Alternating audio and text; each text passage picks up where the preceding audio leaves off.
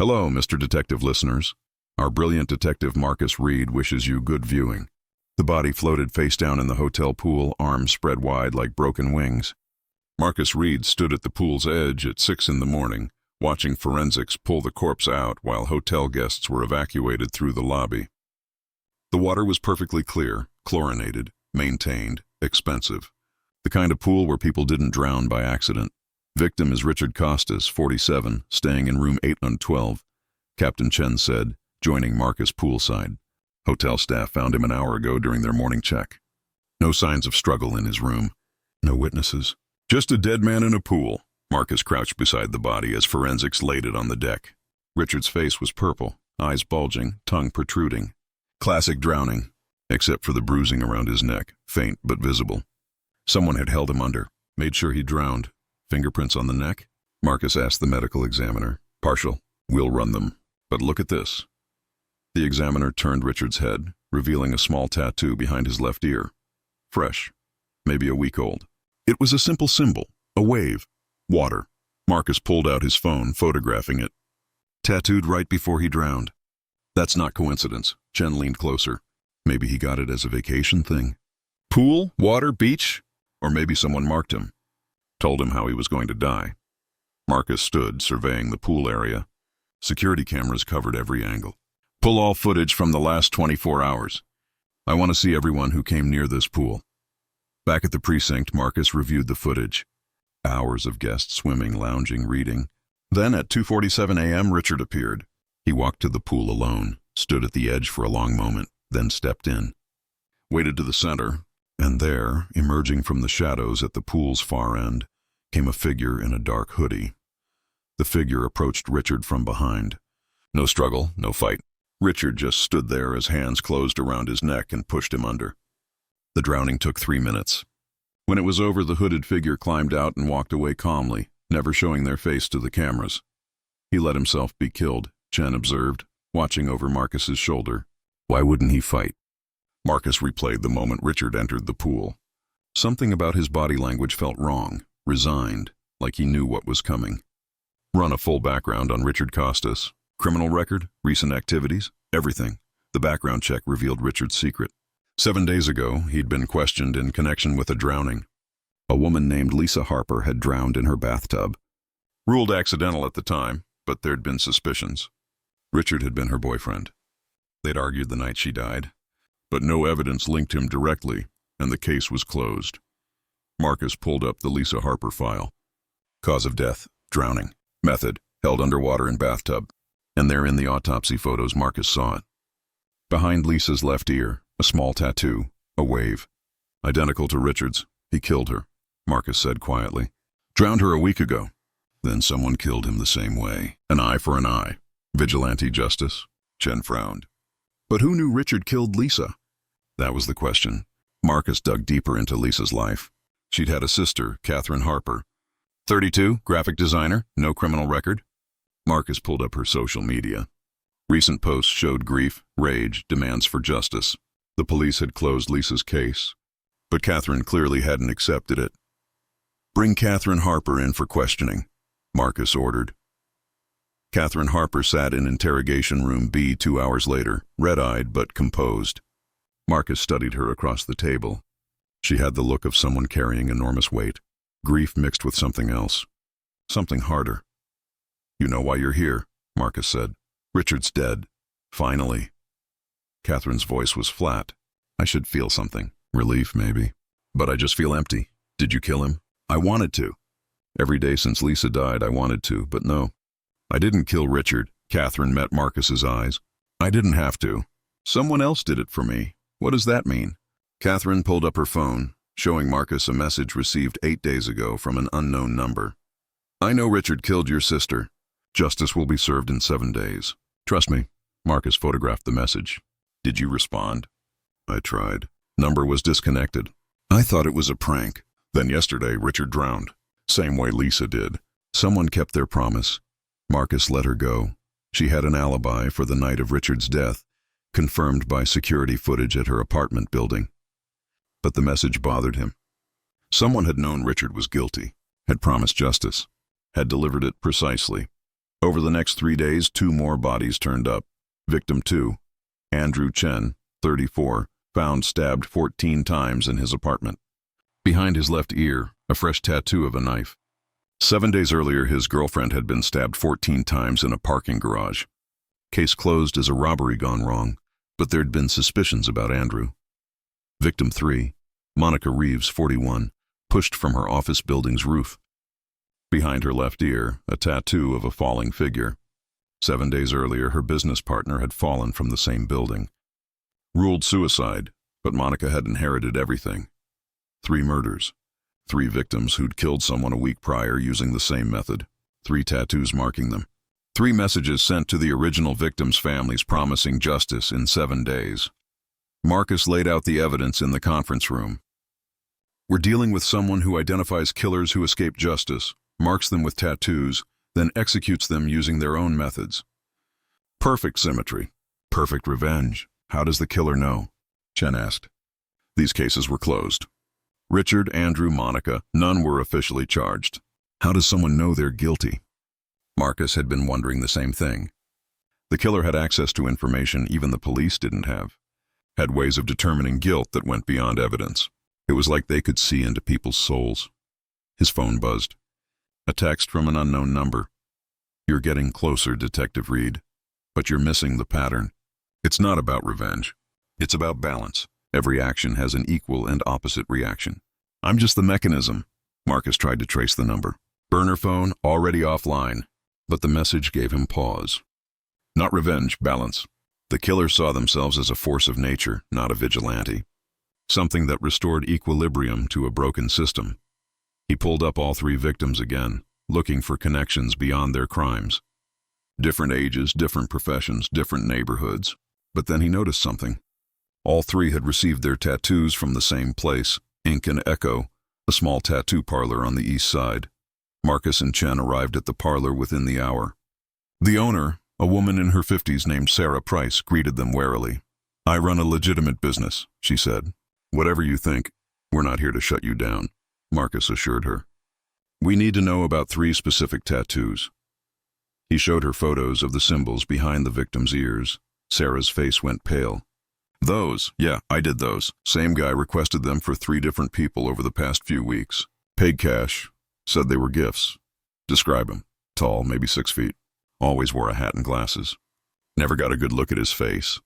He'd bring people in, they'd get the tattoo, then leave. The people getting tattooed always seemed, I don't know, scared. Like they didn't want to be there, but felt like they had to. Did he say anything?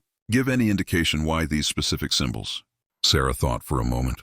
He said something once, about how symbols have power, how marking someone creates a bond, a connection between action and consequence. She pulled up her appointment book. He's got another one scheduled. Tomorrow at 4 p.m. Client name is listed as J. Morrison. Marcus felt his pulse quicken. We'll be here. The next day, Marcus and Chen waited in an unmarked car across from Ink and Echo. At 3:55 p.m., a man matching Sarah's description approached with another person, a nervous-looking man in his 30s. They entered the parlor. Marcus and Chen moved in quickly, entering just as the tattooing was about to begin. The nervous man sat in the chair. The tall man in the hat stood beside him. And when that man turned, Marcus saw his face for the first time. It was Detective Frank Morrison, Marcus's former partner from 5 years ago. Frank. Marcus's voice was steady despite his shock. What the hell is going on? Frank smiled sadly. Hello, Marcus.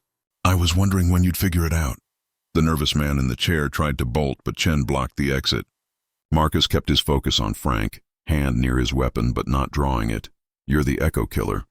I prefer to think of myself as a balancer, someone who corrects what the system gets wrong. Frank gestured to the man in the chair. Meet Jason Morrison. 7 days ago, he ran over a 10-year-old girl in a school zone while texting. He didn't stop, didn't call for help, just drove away and let her die on the street. The case is still open. Jason's been sleeping fine every night. Jason's face crumbled. I didn't mean, it was an accident. You killed a child and drove away, Frank said coldly. That's not an accident. That's murder. And in 7 days, you'll die the same way. Hit by a car, left on the street. Balance restored. Marcus drew his weapon. You're under arrest, Frank, both of you. Frank didn't resist. He held out his hands for the cuffs, still smiling that sad smile. I knew you'd stop me eventually, Marcus. You always were good at seeing patterns. But tell me, do you really think I'm wrong? These people killed innocents and walked free. I just made sure they faced consequences. That's not justice. That's murder, is it? Or is it just physics? For every action, an equal and opposite reaction. I'm not creating violence, Marcus. I'm reflecting it back to its source. Frank looked at Jason. He killed a little girl named Emma Chen, Captain Chen's niece. Did you know that? Marcus's blood went cold. He glanced at Chen, whose face had gone white. Emma was crossing the street 7 days ago. Frank continued. Jason here was scrolling through his phone, didn't even brake. Just kept driving. The case went nowhere because there were no witnesses, no cameras, just a dead child and grieving family. Frank's voice hardened. So yes, I tattooed him. Marked him. And in 7 days, he'll know exactly what Emma felt in her last moments. Marcus pulled Frank toward the door. You had no right. I had every right. I'm a father, Marcus. My daughter was killed by a drunk driver when she was 8. The driver served 2 years. 2 years for ending my little girl's life. The system failed me. Failed Emma. Failed Lisa Harper and all the others. Someone had to act. Outside, as officers arrived to process both Frank and Jason, Marcus stood on the sidewalk feeling like the ground had shifted beneath him. Frank Morrison had been his partner, his friend, a good cop who'd quit 5 years ago after his daughter's death. Marcus had lost touch with him, assumed he'd moved away, started over. Instead, Frank had become exactly what he'd once fought against, a killer. Chen approached, her face a mask of control barely hiding devastation. Emma, he said Emma. Captain, Emma was my niece. She died 7 days ago, hit and run. I've been working the case personally. And now you're telling me the killer is sitting in a tattoo parlor getting marked for death? Her voice cracked. What do I do, Marcus? Do I save the man who killed my niece? Or do I let Frank's justice play out? Marcus had no answer, because part of him, the part that had seen too many guilty people walk free, understood Frank's logic. Understood the appeal of perfect, symmetrical justice.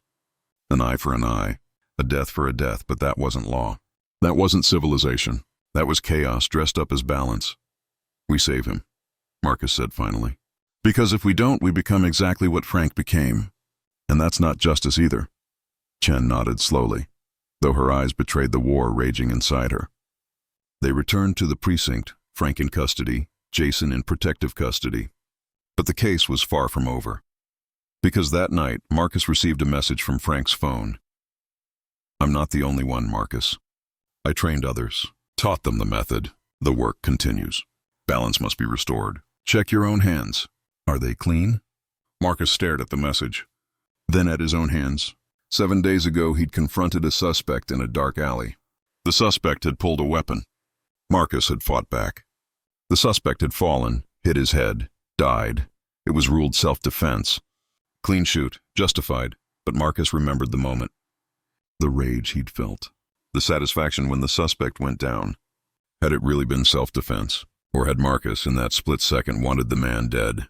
He looked behind his left ear in the bathroom mirror. No tattoo. But the doubt had been planted, and somewhere out there Frank's disciples were watching, judging, deciding who deserved to be marked. Marcus didn't sleep that night. He sat at his kitchen table, reviewing the incident from 7 days ago. The suspect's name was Derek Marsh, wanted for armed robbery and assault. Marcus had cornered him in an alley. Derek had pulled a knife. Marcus had disarmed him, and in the struggle, Derek fell backward, striking his head on a dumpster. Dead before the ambulance arrived, internal affairs cleared it. Self-defense, justified use of force. Clean, but was it? Marcus replayed the moment in his mind. Derek lunging, Marcus stepping aside, Derek's momentum carrying him backward. Had Marcus pushed him, or simply let physics take over? The line between action and inaction felt razor thin. His phone buzzed at 3 a.m. Chen, we've got a problem. Jason Morrison's protective detail just called. Someone left a package outside the safe house. Marcus arrived 20 minutes later. The package sat on the doorstep, wrapped in plain brown paper. The bomb squad cleared it, no explosives. Just a single item inside. A mirror. On the mirror's surface, written in red marker, 7 days. What you did to Emma will be done to you. Balance is coming. Jason, watching from inside through a window, looked like he might collapse. Marcus examined the mirror, searching for prints, trace evidence, anything. Clean, professional, like everything Frank's operation touched. How did they find this location? Chen demanded. Only 5 people knew where we moved Jason. Frank has contacts, resources. He was a cop for 20 years. He knows how we think, how we operate. Marcus bagged the mirror as evidence. We need to figure out who his disciples are. Fast. Back at the precinct, they interrogated Frank again. He sat in the interrogation room, calm as ever, almost serene. Your people found Jason, Marcus said. How? I trained them well. Taught them to think like hunters. Like you, Marcus. You'd find him too if you really wanted to. Frank leaned back. But you don't want to find him. Part of you thinks he deserves what's coming. I can see it in your eyes. You're wrong. Am I? Tell me, Marcus, when you reviewed Derek Marsh's death, did you feel relief? Satisfaction. That particular brand of justice that comes from eliminating a problem permanently. Frank's smile widened. You're more like me than you admit. We both know the system fails. We both know sometimes direct action is the only real solution. The only difference is I'm honest about it. Marcus ignored the bait. Give me names. Your disciples. The people you trained. Why would I do that? They're doing important work. Correcting the system's mistakes. Restoring balance. Frank's expression softened. But I'll make you a deal. Answer one question honestly, and I'll give you a name.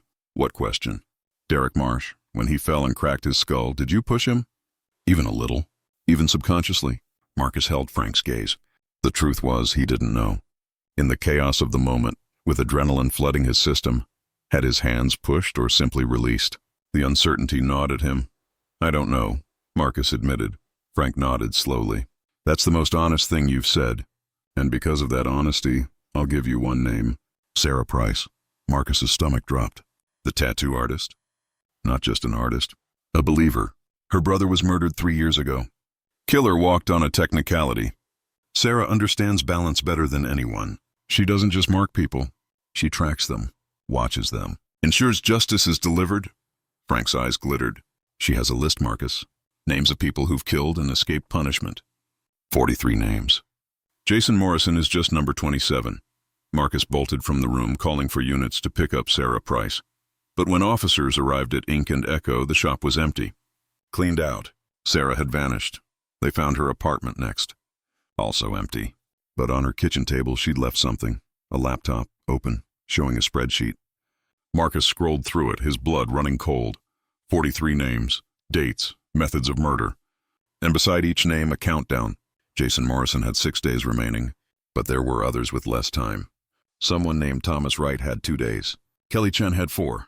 Chen, Marcus said, looking at the captain. Kelly Chen, any relation? Chen's face went white. My cousin. But she couldn't. Marcus pulled up Kelly's file. 4 days ago, she'd been involved in a car accident. The other driver died. Kelly claimed brake failure, and the investigation supported her story. Mechanical failure. No charges filed. But according to Sarah's spreadsheet, Kelly had deliberately cut her brake lines before the accident. Murder disguised as mechanical failure. And in 4 days, Kelly would die the same way, in a car accident caused by cut brakes. We need to protect Kelly, Chen said. Bring her in. Secure location. Same as Jason. That's what they want.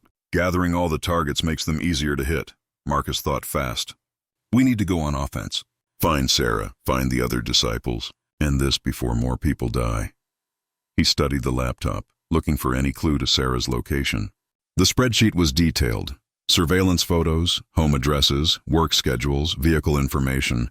Sarah had been stalking these 43 people for months, maybe years, planning each death with precision, but there was one entry that didn't fit the pattern.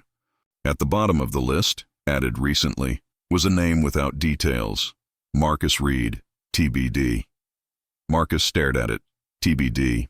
To be determined. Sarah didn't know what he'd done yet, but she suspected something. Was investigating him. And when she found out about Derek Marsh, his phone rang. Unknown number, he answered. Detective Reid, a woman's voice, Sarah. I know you found my laptop. I left it for you. Consider it a courtesy, advance notice of what's coming. Sarah, you don't have to do this. Turn yourself in. We can help you. Help me? Like the system helped my brother? Like it helped Frank's daughter? Like it helped all the families of the people on that list. Sarah's voice hardened. No, Detective.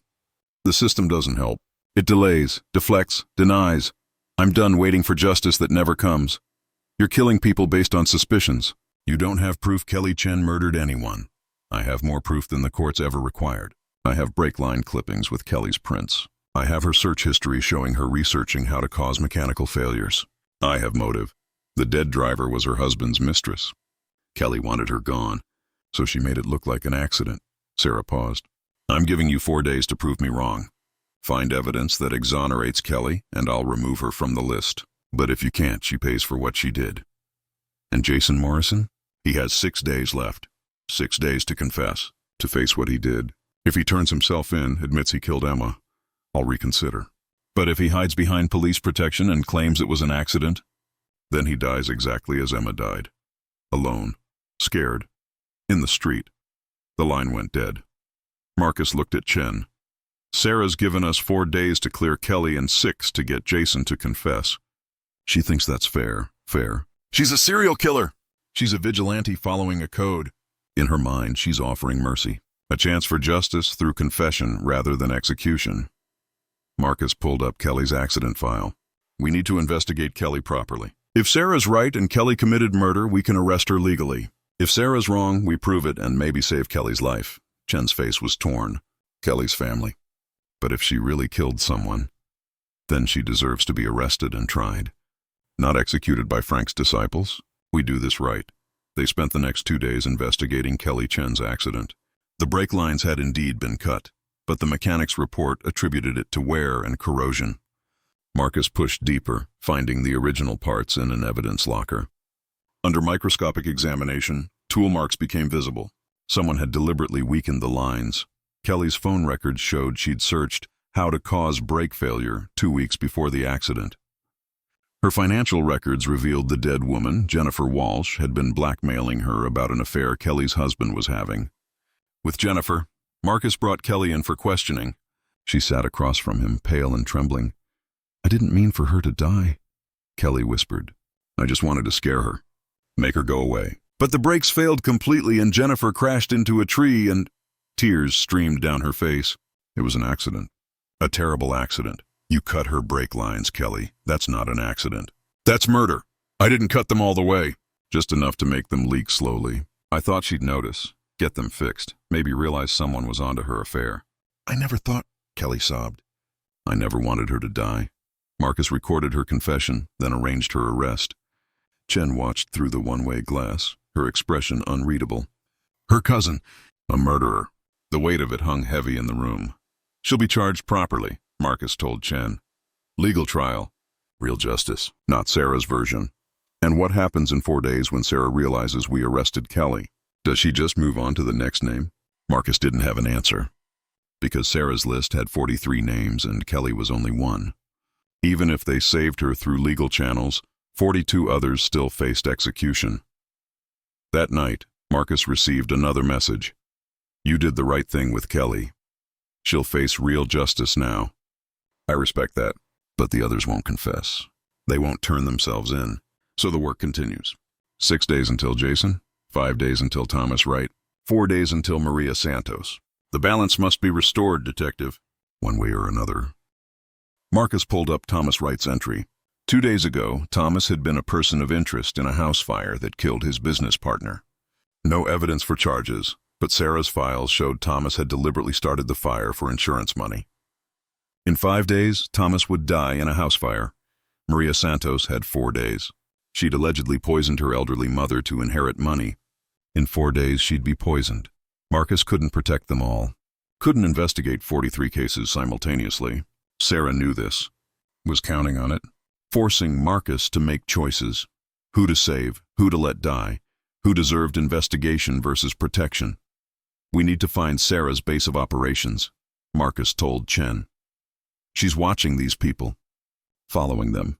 She has to be somewhere central to track them all. They analyzed the surveillance photos from Sarah's spreadsheet. The angles suggested elevated positions, rooftops, high windows. Marcus mapped them, looking for a common vantage point. And found it. The old Riverside Tower, abandoned office building with perfect sight lines to most of the addresses on Sarah's list. Marcus and Chen led a tactical team there at dawn, clearing floors systematically. On the 15th floor, they found it. Sarah's command center. Monitors showing live feeds from cameras she'd placed outside the homes of everyone on her list. Detailed files, timelines, execution plans, but no Sarah. Instead, they found a note. "You're getting closer, Detective Reid, but you're still thinking like a cop. I'm not hiding. I'm hunting. While you search empty buildings, I'm watching my targets, making sure balance is served. See you soon." Marcus checked the monitors. Live feeds from 43 locations. And on screen 17 he saw it. Jason Morrison leaving the safe house. Against orders. Getting into a car. Driving away from protection. "He's running," Chen said. "Thinks he can escape the 7-day deadline." Marcus radioed the protection detail. "Jason Morrison just left." "Why wasn't he stopped?" "He wasn't here to stop, Detective. He left hours ago." "What you're seeing must be old footage." Marcus looked at the timestamp. Current. Real time. Which meant Sarah had looped the safe house cameras, made it look like Jason was inside when he'd actually fled. And now, with 6 days remaining, he was out there alone, vulnerable. Marcus's phone buzzed. A text with GPS coordinates and a message. "Jason is running. But he can't run from balance. Neither can you, Marcus. Derek Marsh's family deserves answers. Did you push him, Detective? Or did he just fall? 7 days from now, you'll need to decide if you're willing to face your own balance."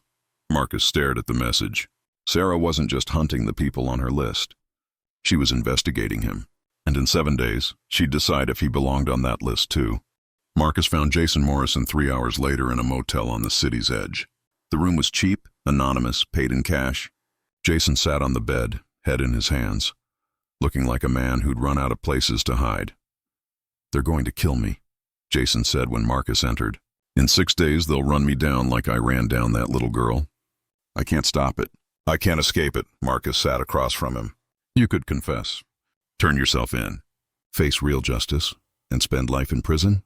For an accident?" "It wasn't an accident. You were texting. You didn't break. You left a 6-year-old dying in the street and drove away." Marcus kept his voice level. "That's vehicular manslaughter at minimum. Probably second-degree murder given your actions afterward." Jason's face crumpled. "I panicked. I didn't know what to do. By the time I realized what happened, it was too late to go back. So I just kept driving. Kept pretending it didn't happen." Emma Chen had a family, parents, an aunt who's a police captain. They deserve to know what happened. They deserve justice. What they deserve is their daughter back. My confession won't give them that." Jason looked up, eyes red. "If I turn myself in, I die in prison eventually anyway. If I run, maybe I get 6 more days of freedom. Either way, I'm dead. At least running. I get to see one more sunrise." Marcus understood the logic, even if he didn't accept it. Jason had made his choice 7 days ago when he decided to flee instead of face consequences. Now he'd made it again. "I can't protect you if you run," Marcus said. "I'm not asking you to." Jason stood, grabbing a backpack. "I'm asking you to let me go. Give me a head start. Pretend you didn't find me for a few hours. I'm a cop, Jason. I can't do that. You're also someone who understands what it's like to make a mistake. To not know if you did the right thing in the moment." Jason moved toward the door. "Derek Marsh, 7 days ago." "Did you push him, Detective? Or did he fall?" Marcus felt ice spread through his chest. "How do you know about that?" "Sarah Price sent me a file. Said we're the same. People who killed someone and claimed it was an accident. Said maybe you'd understand. Maybe you'd let me go because you know what it's like to live with that uncertainty." Jason slipped past Marcus and out the door.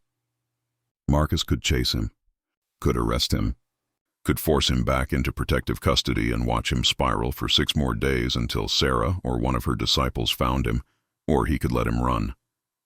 Give him the choice to face his final days however he wanted. Marcus stayed in the motel room for 10 minutes before calling it in. By then, Jason was gone. Chen was furious. "You let him go?" "I didn't let him go. He fled before I could secure him." "Bullshit. You gave him a head start." Chen's eyes burned. "That man killed my niece, Marcus. He doesn't deserve mercy, I know. But I also know 6 days from now, Sarah will execute him whether we protect him or not." Jason made his choice. He wants to spend his last days free rather than caged. I respected that choice. By breaking protocol. By letting a suspect escape. Chen's voice dropped dangerously low.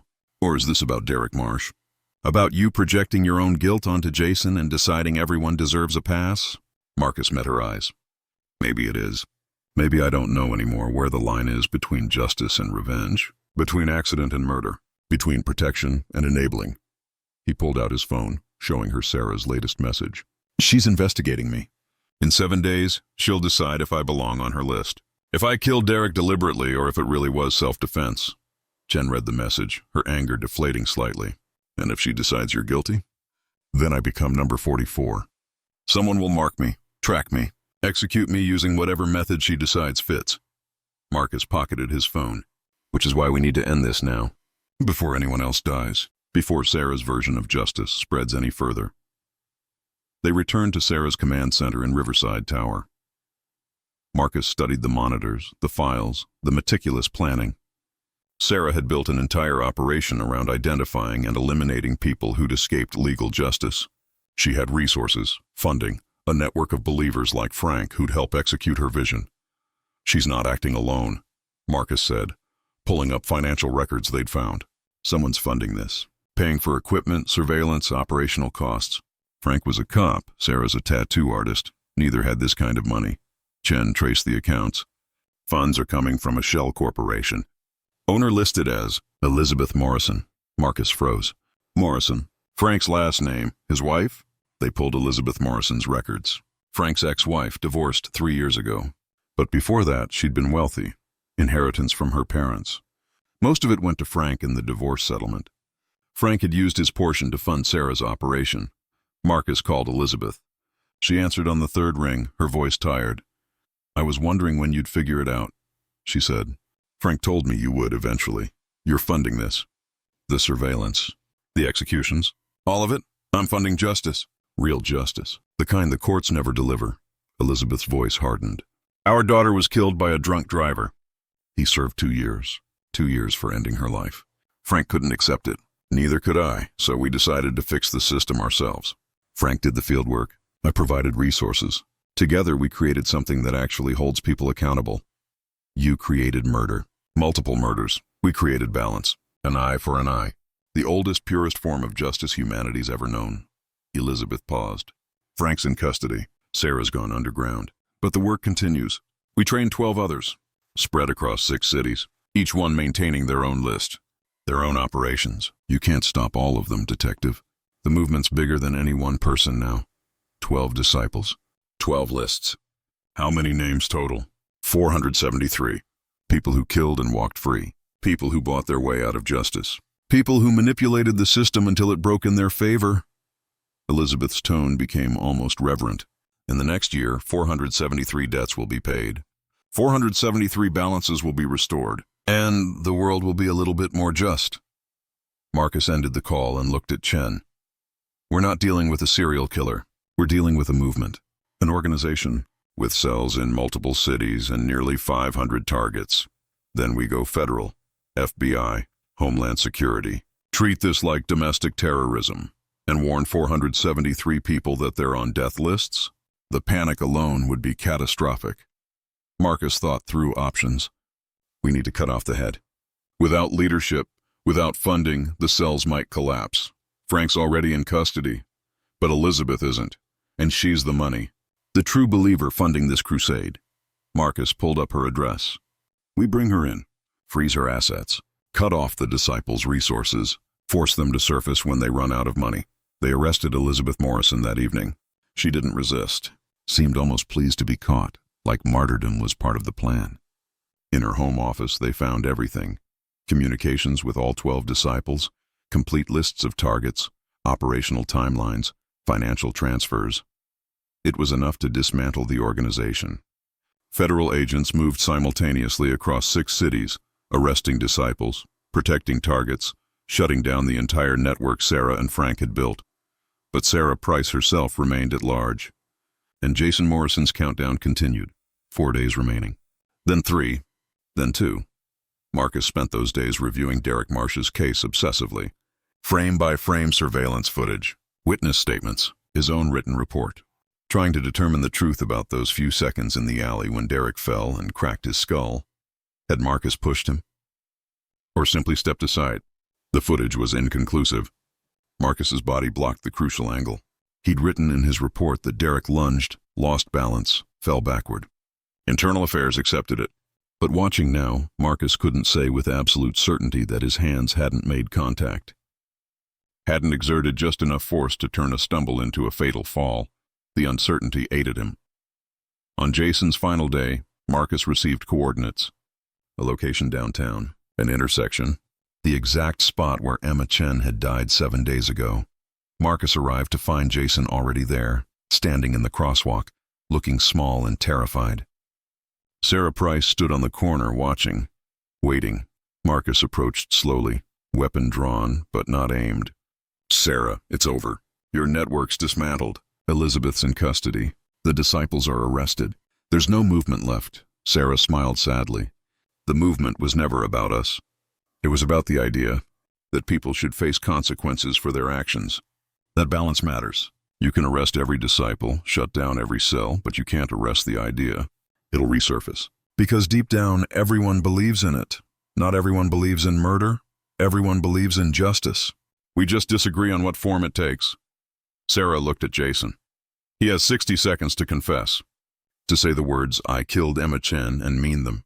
If he does, I'll walk away. Let the courts handle him. But if he stays silent, then balance demands payment." Jason stood trembling in the crosswalk. Traffic had stopped. Dozens of witnesses watched. Marcus could arrest Sarah now, end this. But part of him wanted to hear what Jason would say. "I killed Emma Chen," Jason whispered. Then louder, "I killed her. I was texting and driving. I didn't stop. I left her dying in the street. I'm sorry. I'm so sorry." The words hung in the air. True confession. Genuine remorse. Everything Sarah had demanded. She nodded slowly. "Thank you." That's all her family needed to hear. Sarah looked at Marcus. "He's yours now." "Real justice. Legal process. He'll go to prison, and Emma's family will have closure." She turned to leave. "And me?" Marcus called. "Derek Marsh, what's your verdict?" Sarah stopped. "I investigated, talked to witnesses, reviewed everything." She turned back. "You didn't push him, Marcus."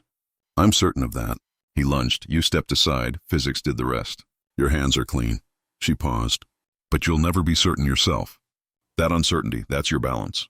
Living every day not knowing if you're a good cop who defended himself or a killer who got lucky. That weight you carry is justice enough." She disappeared into the crowd before Marcus could respond. He arrested Jason, who didn't resist. Took him back to the precinct. Booked him. Charged him properly. Real justice through real channels. But Sarah's words echoed. The uncertainty was his balance. His punishment for the moment in that alley when his hands might have pushed or might have released. He'd never know for certain. Captain Chen approached as Marcus finished paperwork. Jason confessed. Emma's family finally has answers. It's not enough, but it's something. Sarah's gone. She'll probably surface somewhere else. Start over. Build another network. Probably. But today we saved 43 people from execution. We arrested Frank Morrison and Elizabeth Morrison. We dismantled an organization. Chen put a hand on his shoulder. We did good work, Marcus. Don't let the uncertainty take that away from you. Marcus nodded. But he knew the uncertainty would never leave. Every future use of force, every split-second decision. He'd always wonder if he'd crossed the line or simply walked up to it. Frank Morrison was right about one thing. The system was imperfect. People did escape justice. Victims did go without closure. But the alternative, Sarah's perfect balance, her eye for an eye mathematics, that was chaos dressed as order. Revenge dressed as justice. Marcus filed his final report and went home. Tomorrow there'd be other cases, other investigations, other moments where he'd have to decide between action and inaction. But tonight, he could rest knowing he'd chosen law over vengeance, system over vigilantism, imperfect justice over perfect revenge. And if Sarah Price was out there rebuilding, planning, recruiting new disciples, well, Marcus would face that tomorrow. Tonight belonged to the small victory of one confession. One killer arrested properly, one family getting answers. It wasn't perfect balance, but it was enough.